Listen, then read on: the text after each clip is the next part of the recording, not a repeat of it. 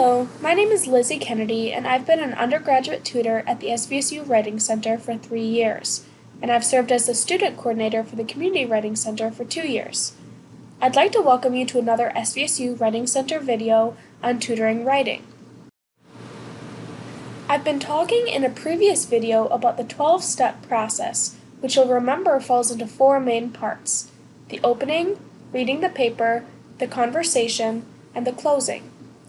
In that earlier video, I talked about the opening and reading of the paper, which comprise parts 1 and 2.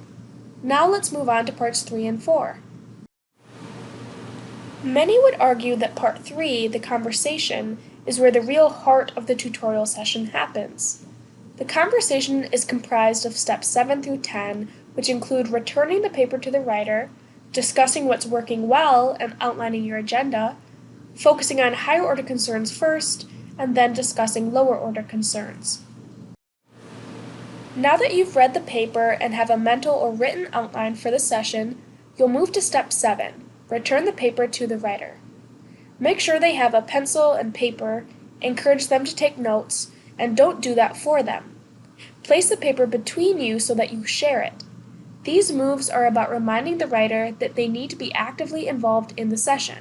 After all, it is their paper, not yours. Step 8 is all about sharing your outline for the session. But first, discuss what's working in the paper. Then tell them what you'd like to talk about. Check in with them if that plan sounds good, and be sure to address the writer's concerns as part of that plan. In step 9, you'll then focus on those higher order concerns first. To make sure you're having a conversation, and to make sure you're being non-directive, consider statements like these. As a reader, I found this section interesting, confusing, blank. As a reader, I wanted to know more about blank. Can you tell me why you chose to put this information here? What is the purpose of this paragraph or section? Talk to me about blank.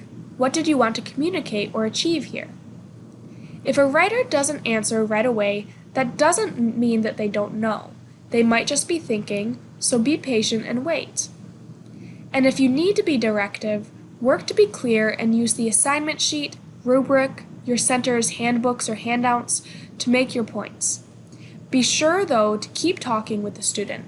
Check in that the writer understands you throughout the session and give the writer time to ask questions. In step 10, if there's time, deal with lower order concerns. This doesn't mean it's time to proofread for the student. If your job as a tutor is to make better writers, then you want to help the students become better editors. That means you want to look for patterns and prioritize the most problematic errors. To discuss these patterns, know an instance of the error and talk about the logic of that error. This means again having a conversation of the rule versus the writer's perception of what the rule is. Then ask the writer to identify similar instances and then fix them on their own. You might want to zero in and say something like, "So in this sentence, we have another comma issue like the one above. Can you find it here?" And then ask, how would you fix it? Use your center's handouts and resources for these conversations. And again, check in that the writer understands you throughout the session.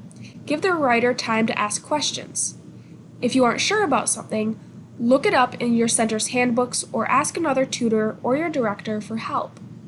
Getting answers from another resource is good modeling for writers. Here are a few questions to ask yourself when thinking about how to have a successful conversation with a writer. How do you help a writer who claims they just want you to proofread for grammar, and you know their organization is a much bigger issue? How will you handle higher order concerns you haven't talked about if you run out of time? Lower order concerns often involve grammar. How comfortable are you explaining grammar errors? You've almost made it through the 12-step process, and now you'll move into part 4, the closing. The closing includes step 11, wrapping things up, and step 12, completing paperwork.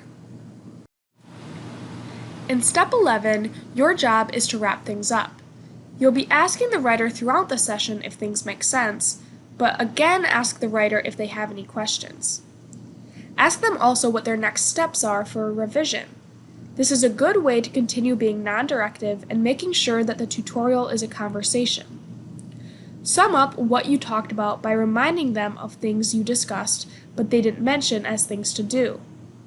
This is also a good place to cover things that you didn't talk about. You might quickly say something like, "Yeah, we didn't talk about alphabetizing your sources, but I know you know that." Lastly, always encourage them to come back to the center. For step 12, make sure that you have the student fill out an evaluation form. You should also fill out your own paperwork on the session record form. And that's it. You've completed the session. Some things to consider while thinking about how to effectively close a session could include asking yourself, what will your center's evaluation form look like? What do you want to know from the writer? And how will you measure if your work is effective? Because I've talked about the 12 steps to a session over a couple of videos, let's quickly review them. Step 1 is greeting the writer and establishing rapport. Step 2 is talking about the assignment. Step 3 is reviewing the paperwork. Step 4 is reading for higher order concerns. Step 5 is reading for lower order concerns. And Step 6 is outlining and prioritizing. Step 7 is returning the paper to the writer.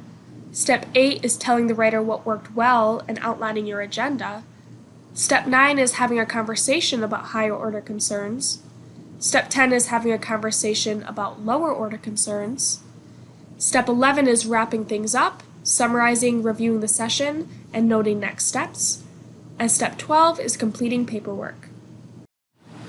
Remember throughout this process that your goal is to help make a better writer. Therefore, you want a session to be a conversation. Be non-directive where possible. Listen and give the student time to think. Think in terms of higher order concerns first. It can be a lot to remember, but soon this will become second nature to you. It just takes practice. Here are some final things to think about in regards to the 12-step tutoring process. What steps do you feel most comfortable with, and which steps seem more challenging? How much time do you envision each step of the process taking in a tutorial session? Thanks for watching part 2 of our tutoring process video. To learn more about our SVSU Campus Writing Center, visit our website svsu.edu/writing center. To learn more about our SVSU Community Writing Center, visit communitywritingcenter.com. And if you have any questions, please feel free to contact us at ccw@svsu.edu.